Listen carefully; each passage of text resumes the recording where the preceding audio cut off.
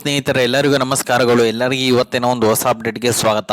ಬುದ್ಧಿವಾದ ಹೇಳಿದ ಕಿಚ್ಚ ಸುದೀಪ್, ಕ್ಷಮೆ ಕೇಳಿ ತಪ್ಪು ತಿದ್ದಿಕೊಳ್ತೀನಿ ಎಂದ ವರ್ತೂರು ಸಂತೋಷ್. ಬಿಗ್ ಬಾಸ್ ಮನೆಯಲ್ಲಿ ವರ್ತೂರು ಸಂತೋಷ್ ಅವರು ಸ್ಪರ್ಧಿಗಳ ಜೊತೆ ಜಗಳ ಆಡೋದು ಕಮ್ಮಿ. ಯಾರಾದರೂ ಏನಾದರೂ ಹೇಳಿದರೆ ಅದಕ್ಕೆ ಅವರು ಕ್ಲಾರಿಟಿಯೇ ಕೊಡೋದಿಲ್ಲ. ಸ್ಪರ್ಧಿಗಳ ಜೊತೆ ಅವರು ಎಲ್ಲ ಬಾರಿ ಚೆನ್ನಾಗಿ ಮಾತನಾಡೋದಿಲ್ಲ. ಯಾಕೆ ಹಾಗೆ ಹೇಳಿದೆ ಎಂದು ಅವರು ಸ್ಪಷ್ಟನೆ ಕೊಡೋಕ್ಕೂ ಹೋಗೋದಿಲ್ಲ. ಈ ವಿಚಾರದ ಬಗ್ಗೆ ಕಿಚ್ಚ ಸುದೀಪ್ ಅವರು ವೀಕೆಂಡ್ ಎಪಿಸೋಡ್ನಲ್ಲಿ ಚರ್ಚೆ ಮಾಡಿದ್ದಾರೆ. ವರ್ತೂರು ಸಂತೋಷ್ ಅವರು ಕ್ಷಮೆ ಕೇಳಿದ್ದು ತಪ್ಪು ತಿದ್ದಿಕೊಳ್ತೀನಿ ಎಂದು ಹೇಳಿದ್ದಾರೆ. ಮತ್ತು ಬಿಗ್ ಬಾಸ್ ಮನೆಯಲ್ಲಿ ನಾನು ಇರೋದೇ ಹೀಗೆ ಎಂದು ಹೇಳುತ್ತಿದ್ದ ವರ್ತೂರು ಸಂತೋಷ್, ಕಿಚ್ಚ ಸುದೀಪ್ ಹೇಳಿದ ಕಿವಿ ಮಾತು ಕೇಳಿ ತಪ್ಪು ತಿದ್ದಿಕೊಳ್ಳಲು ಮುಂದಾದ ವರ್ತೂರು ಸಂತೋಷ್ ಅವರು ಕ್ಲಾರಿಟಿ ಕೊಡೋದಿಲ್ಲ ಅಂತಲೇ ದೂರಿದೆ. ವರ್ತೂರು ಸಂತೋಷ್ ಅವರು ಏನೇ ಹೇಳಿದ್ರು ನಾನು ನಿಮಗೆ ಕ್ಲಾರಿಟಿ ಕೊಡಲ್ಲ, ನನ್ನ ಜನರಿಗೆ ಕ್ಲಾರಿಟಿ ಕೊಡ್ತೀನಿ, ಜನರ ಮತ ಹಾಕಿದ್ದಕ್ಕೆ ನಾನು ಇಲ್ಲಿರೋದು ಅಂತ ಸಾಕಷ್ಟು ಬಾರಿ ಹೇಳಿದ್ದರು.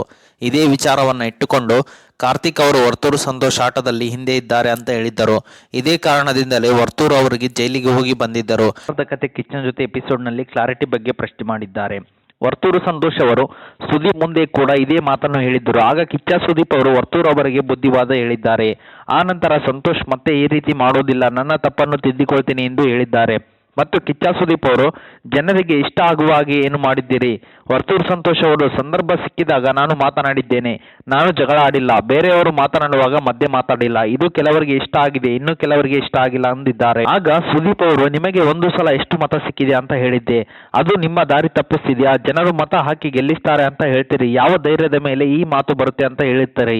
ವರ್ತೂರು ಸಂತೋಷ್ ಅವರು ನನಗೆ ಮತ ಸಿಗುತ್ತೆ ಅಂತ ನಾನು ಈ ರೀತಿ ನಡೆದುಕೊಳ್ತಿಲ್ಲ, ನಾನು ಹೊರಗಡೆ ಮಾಡಿರುವ ಕೆಲಸದಿಂದ ನಾನು ಇಲ್ಲಿ ಮತ ಪಡೆಯುತ್ತಿದ್ದೇನೆ ಎಂದಿದ್ದಾರೆ.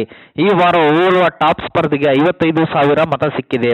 ಇದೇ ಮತ ಅಲ್ಲ, ಕಳೆದ ವಾರ ಸ್ಪರ್ಧಿಯೋರ್ವರು 72,83,090 ಮತ ಪಡೆದುಕೊಂಡರು.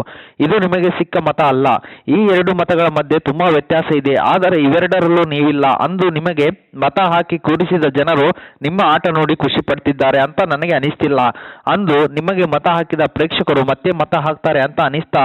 ನಿಮ್ಮ ಆಟ ನೋಡಿ ಆ ಮತಗಳು ನಿಮ್ಮ ಜೊತೆ ಇದೆಯಾ ಅಂತ ಅನಿಸುತ್ತಾ ಎಂದು ಕೇಳಿದ್ದಾರೆ. ಆಗ ಸಂತೋಷ್ ಅವರು ಗೊತ್ತಿಲ್ಲ, ಆದರೆ ಏನೇ ಬಂದರೂ ಅದನ್ನು ನಾನು ಸ್ವೀಕಾರ ಮಾಡ್ತೀನಿ ಎಂದು ಹೇಳಿದ್ದಾರೆ.